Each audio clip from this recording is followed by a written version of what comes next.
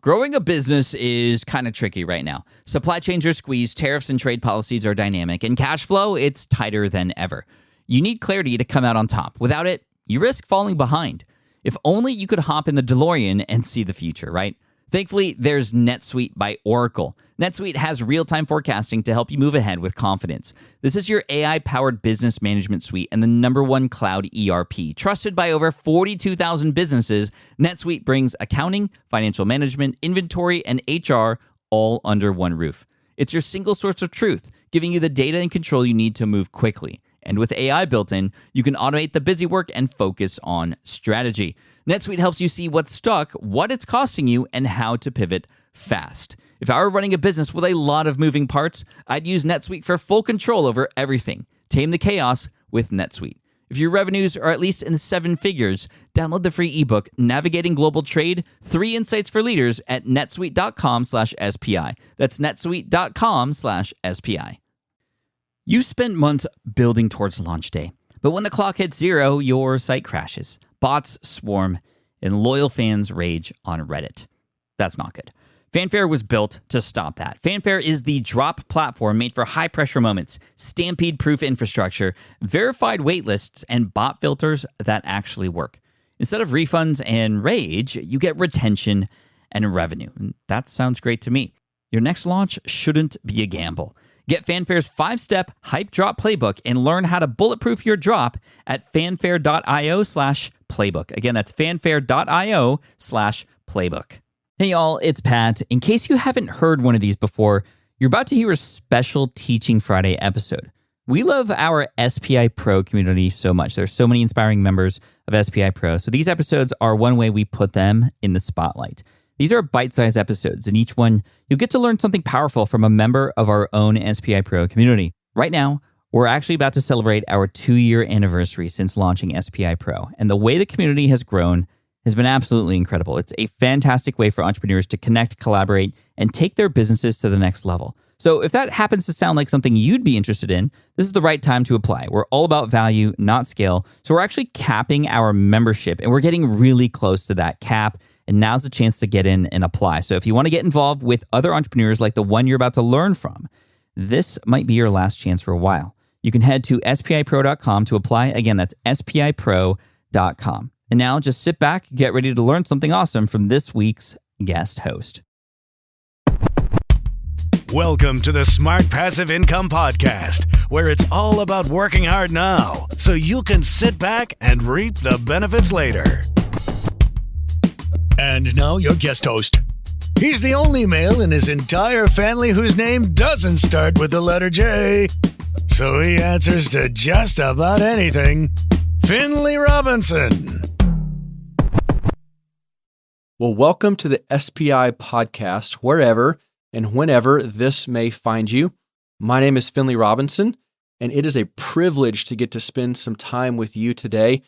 I'm going to share some of my story and the life and the business that I am building together alongside of my wife.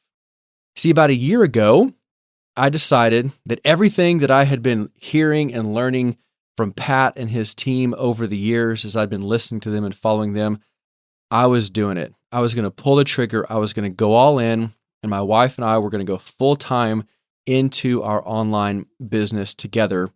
But let me tell you, when you leave your job from 20 years, that you've been working at the same place for 20 years, there's a lot of people who have a lot of questions for you. They don't understand. They want to hear the story for themselves. And so I had a lot of time to sit down with various people from different generations and explain to them what I was doing. And here's what I found. When you sit down with someone and you share your story, they don't have to say a word for you to know exactly what they are thinking. See, a person's face and body language, most of the time, can tell you exactly how they feel before they even say anything back. When I sat down and told my friends and people in our community what I was doing to quit my job, to go work full-time alongside my wife, for most of the older crowd, I got a looks of confusion and fear. Why are you doing this? This isn't going to work. For most of the younger crowd, I got a whole bunch of looks of awe and inspiration. They actually couldn't believe I was doing it. And then from my peers, I got looks of concern. Man, are you sure this is the right time? but also there was a sense of pride. You're actually going for it. And it got me thinking, why the different looks from the different generations of people? Well, because working alongside your spouse has a very different level of acceptance and understanding depending upon what generation you're from. What I have found as a generalization, which isn't always fair but can be helpful, the older generation was often taught you should never work with your spouse, with your partner. And to be fair, historically, most jobs that people would work were at 9-to-5 companies, and you would share the same office space, and the opportunities for friction or burnout were often there. And to my generation, I'm in my early 40s now, it seems a little more acceptable, but it's probably less frequent than it is currently today. See, there's a generation entering the working years now, and it is way more acceptable. And honestly, what I'm watching, as I've spent a lot of time with people and kind of, a decade or two behind me, this idea of working alongside your spouse, working together as a couple on a business is actually pursued and sought after. Now, to be fair, there's many more ways that a couple can actually work together today to generate some income and have this lifestyle that they are pursuing together that is independent from a 9-to-5 job that we've traditionally thought of as, what work is. But today, when you think about all the various options for side hustles, for Airbnb rentals, to influencers, you can have your own retail space locally or online. You can be a traveling YouTuber. I've seen creative duo agencies, online creators. You see, couples today have more options than ever to explore using their gifts, chasing their dreams, fulfilling their passions and their calling, and to create an income and a lifestyle that is actually tied into their family and them together. So here's what the question then becomes. Is this a good idea? Is it a good idea to work with the person that you are paired most closely with? Or does this historical idea, the looks that I got from people that I talked to extensively, is it a bad idea to work with your spouse, to work with your partner? Well, as someone who's worked alongside his wife for 20 years, first in a part-time capacity and now full-time, my answer is, it depends. It actually depends on a lot of things, and that's what we're going to talk about together. A little background, hopefully some context as to why I'm here and what my experience is. My wife is super talented, like crazy off the charts talented.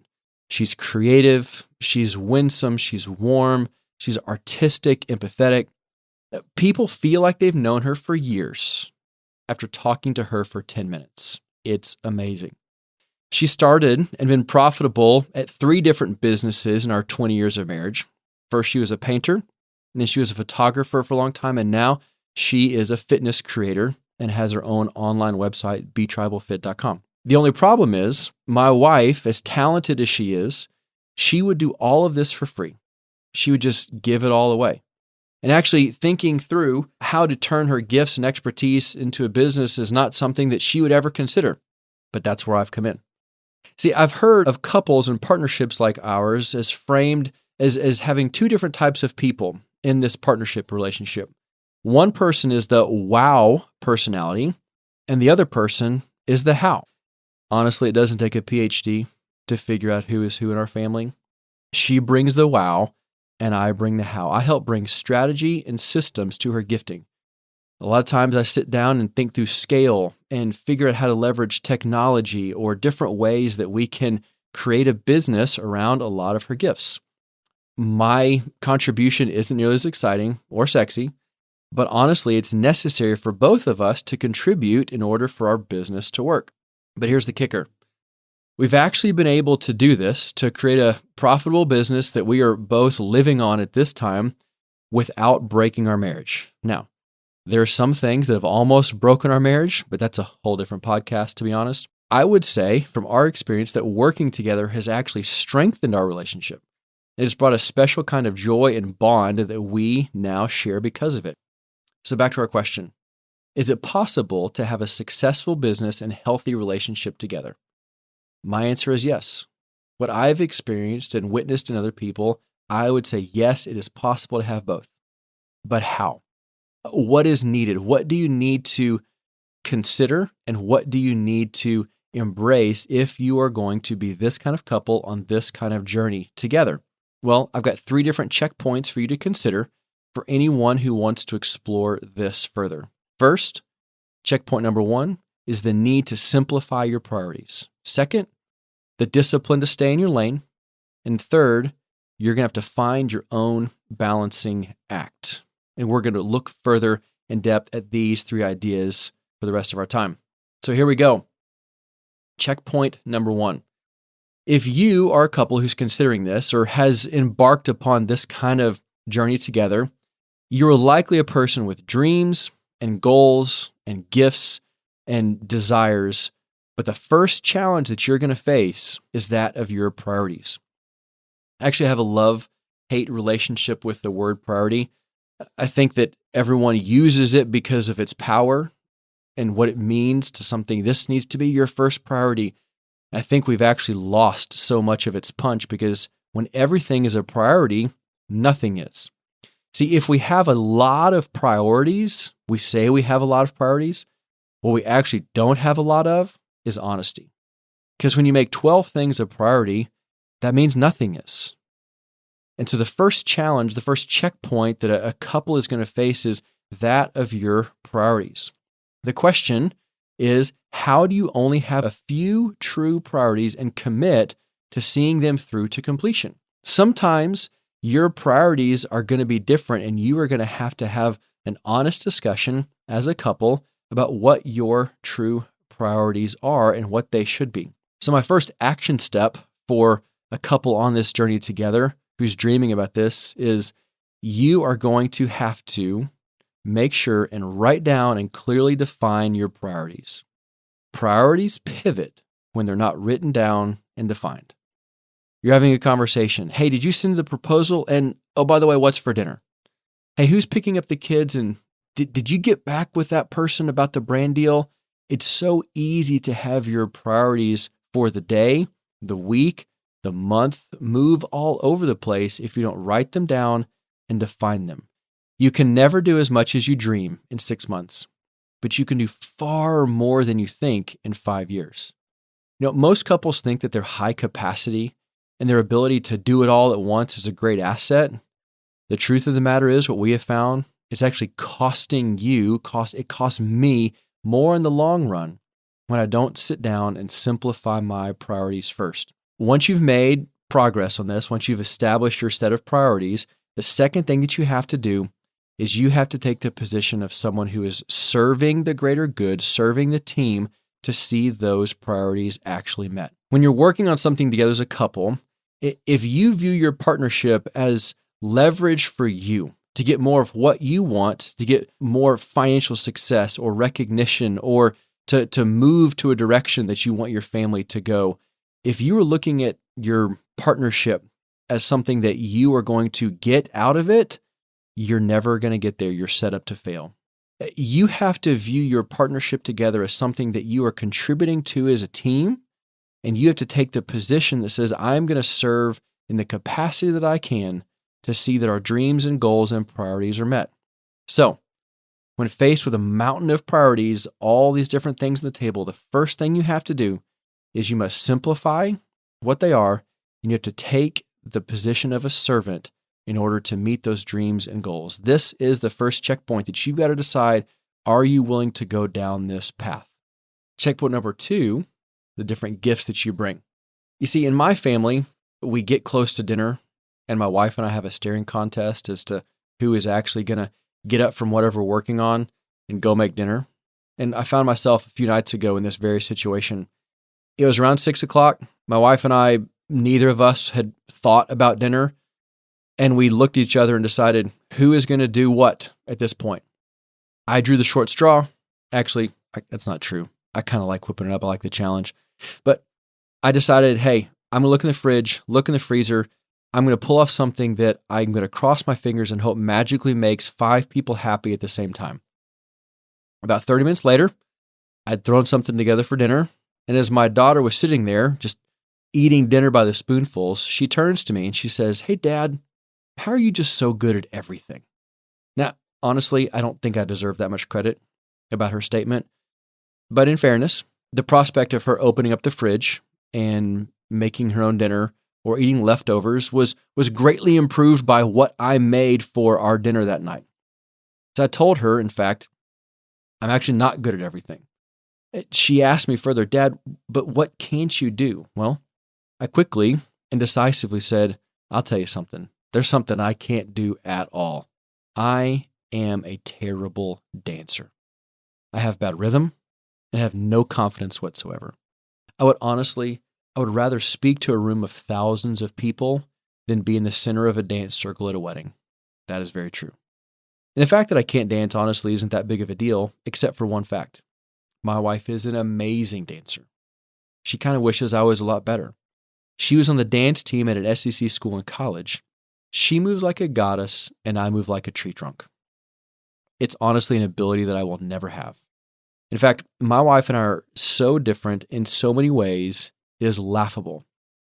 I'm not good at everything, but it seems like the things that I can't do or don't do well, my wife actually has an amazing gift that blesses me and brings so much to our family. And to be fair, my natural skills and abilities are a benefit to her. So what's the point? Why do we share this story? Well, most couples are drawn together for two different reasons. They have similar values. They see the world in a similar way. They care about the similar things, but they actually have completely different gifts or skill sets. They come together because they're a lot better together than they are separate. And honestly, when it comes to a business project or a side hustle goal, what they are going to bring is each a unique perspective and different skill set to the table. Now, if anyone out there has dreams or ambitions about being the next Chip and Joanna Gaines, it's probably not going to happen. However, the partnership that couples have in their relationship is usually built in to a degree to start a business, run something together, so long as they both stay in their lane of gifting. The problem is, we usually have two different ways of looking at our partner's gifts. We either see them as an incredible asset or something that is deeply, deeply annoying. And when it comes to a couple's dreams, their ways of solving problems, attracting new business, developing relationships, or even spending money, they are going to have a very different approach than each other. And you can either see that as an asset or something that is annoying. A couple's differences can either force them to work together and communicate on a deeper level, or each of their gifts and views are going to be invalid and they're going to be ignored and overlooked. So if we're asking the question, can you work together? Can you pull this healthy relationship and successful business off together? Well, my suggestion, my next step for you is to take a small step back and have an honest look at your individual skills and see if they are complementary enough to run a business together. See, the idea of taking an intentional step back is to look at a situation or circumstance differently than you usually do. I know whenever I have been asked to hang a picture on the wall, you get up on the ladder, you climb up there. You can't tell if it's square unless you climb off the ladder and walk to the other side of the room.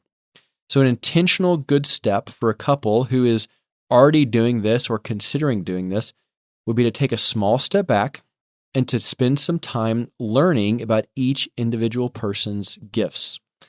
Take an assessment, read a book, learn and be purposeful about how each person thinks, operates, works, feels, and then give your strengths a name. Find ways to complement each other when you see the individual gifts that you have working out in a great way. Taking a big step back is going to make you appreciate the contribution that each other makes towards your life and your business instead of being annoyed. You'll see it as an asset when you step back and give it a name. The next step might be a little bit harder. Once you understand it and once you've given it a name, you've got to stay in your lane, which for a lot of people is really difficult because when it comes to building something together, it requires a lot of trust and humility. If you have a tendency, like me, to try to control everything, that means you don't trust your partner. That means you don't trust their instincts. That means you don't trust your collaboration together. But if you think that you have all the answers and your way is always the right way, you're not actually allowing them to flourish and to use their gifts. It takes trust to stay in your lane. And if we want to continue this metaphor, you have to allow someone else to carry the baton down the path that you are not walking on. You've got to pass it to them for their time, for their gifts, in order for your life and your business to work well. So when it comes to partnering and life and business together, you've got to name and define your individual gifts, and you've got to trust enough to be able to step back and allow the other person to stay in their lane. All right, quick review of our 3 checkpoints. First, simplify your priorities. Second, have the discipline to stay in your lane. And third, couples like this who are wanting to explore this idea and this life together have to find their own balancing act. You see, this never-ending challenge for work and life balance that we talk about when we have separate lives gets even more blurred and more convoluted whenever our life and our work and our relationships are all thrown together in one big snow globe and just shaken up. Couples like me and my wife, there's very few hard lines between what we call work and what we consider the other parts of our life. There's actually a ton of blending that happens throughout our days and our weeks. And balance is really tricky. Balance is something that you can lose, but we actually oftentimes take it for granted. One of my mentors early on in my professional career had a saying, and it stuck with me since the very first time that I heard it.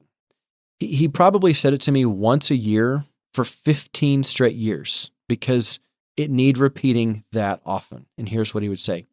He'd say, Finley, balance is an illusion in time.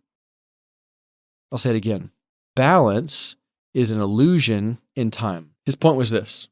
At any given moment, we are out of balance with some other part of our life. While you're away at work, you're not with your family. When you're working out, you're not landing new business clients. When you're enjoying a hobby, you're not spending time with your kids.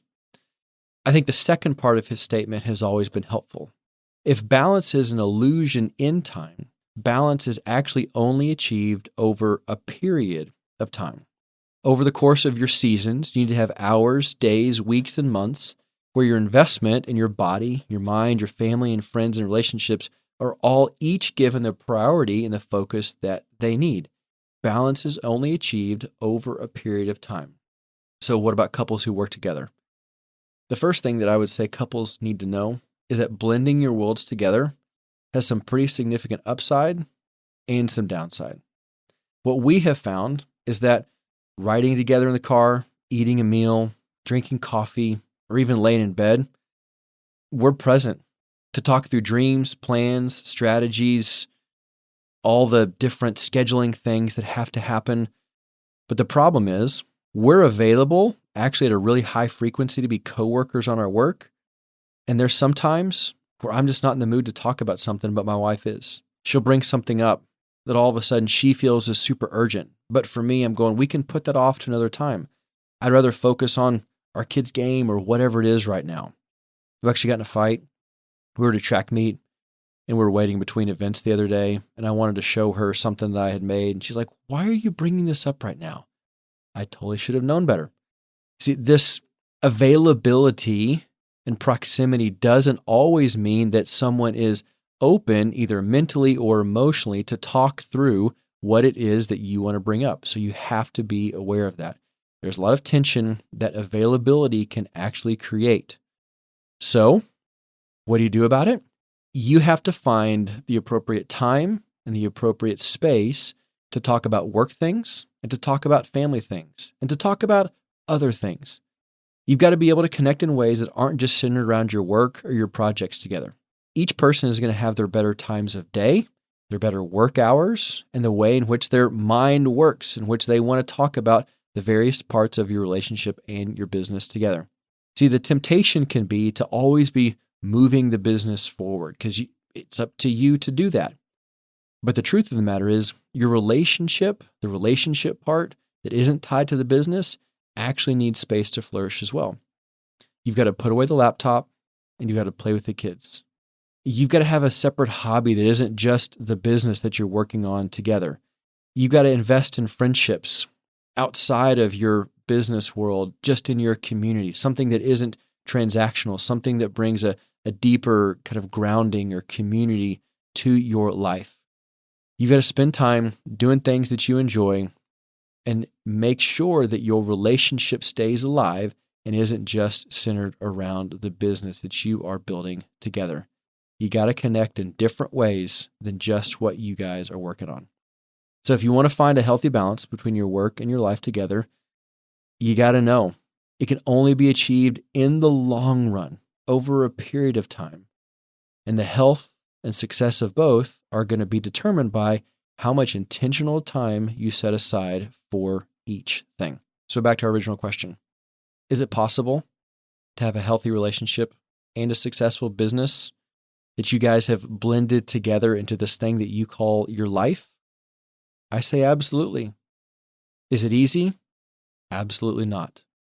There are definitely some intentional things that couples need to do in order to make sure and ensure that you don't sacrifice one for the other. You have to understand, you got to simplify your priorities. You got to be disciplined to stay in your lane. And you've got to find your own balancing act that works for you both. Again, it's not for everyone, but I truly believe that it can be done in a way that builds a life of business and relationship that brings deep connection and great joy for anybody who wants to jump on this journey together. Well, I hope this was helpful, sharing some of our journey and story. And I hope some of our experience was beneficial for anyone who is considering or has jumped into an endeavor like this. If you want to connect any more, I'd be happy to do that. You can find me on pretty much all the social media platforms at Finn, F-I-N, Robinson. And then my simple website right now with the various projects that I'm working on is finleyrobinson.com. Our main business is called Be Tribal Fit. You can look it up. Brooke Robinson is my wife's name. She is pretty much the wow factor, but I'm also super biased. Thanks again for having me. Hope this was helpful. And as Pat always says, Team Flynn for the win.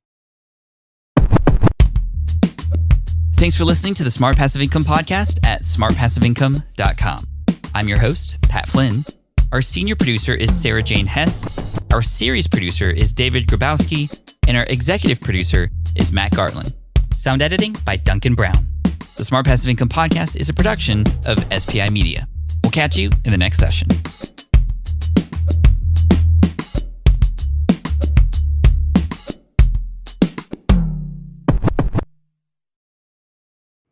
Hey there, quick pause here because I have to tell you about a tool that completely transforms the podcasting workflow, Riverside. I get it. I used to juggle multiple platforms just to record one podcast episode. It was exhausting. Zoom for recording, Audacity for editing, and then a bunch of different apps just to create clips and social posts. I've tried other ones as well. They were okay, but they were clunky and super time-consuming. That's where Riverside has massively helped. I can do it all in one place, recording, editing, repurposing, one platform, one streamlined flow. I just log in, record with my guests no matter where they are in the world, and just like that, studio-quality audio and high-resolution video all in one. And get this, even if your Wi-Fi glitches, Riverside records locally on your device so everything sounds and looks crystal clear. But here's my favorite feature, Riverside's AI editing tool. You can remove silences and filler words with just one click, hours saved. With Magic Clips, Riverside also automatically finds the best moments and turns them into ready-to-post videos for YouTube Shorts, TikTok, Instagram, all without the extra editing. So if you're looking to level up your production quality and simplify your workflow, go to smartpassiveincome.com/Riverside and use code SMART to get 1 month free on the Pro plan. That's smartpassiveincome.com/Riverside, promo code SMART. It's built by creators for creators, and I think you're going to love it. Look, I get it. You want to grow your business, but trying to sell to hundreds or even thousands of people gets very exhausting very fast. But what if you could sell at scale with a simple, powerful quiz? Score App helps you sell to more people without adding more to your plate. You build a quiz or assessment that your audience actually wants to take. Then they answer a few quick questions and get a personalized result right away. It shows them where they're at and what they need to do next and how you can help. And you build huge amounts of trust before you make even a single offer. No hard sell, no chasing leads, just value at scale. Get 50% off the first 3 months using the discount code SPI, All you have to do is just head to scoreapp.com/SPI. Again, that's scoreapp.com/SPI.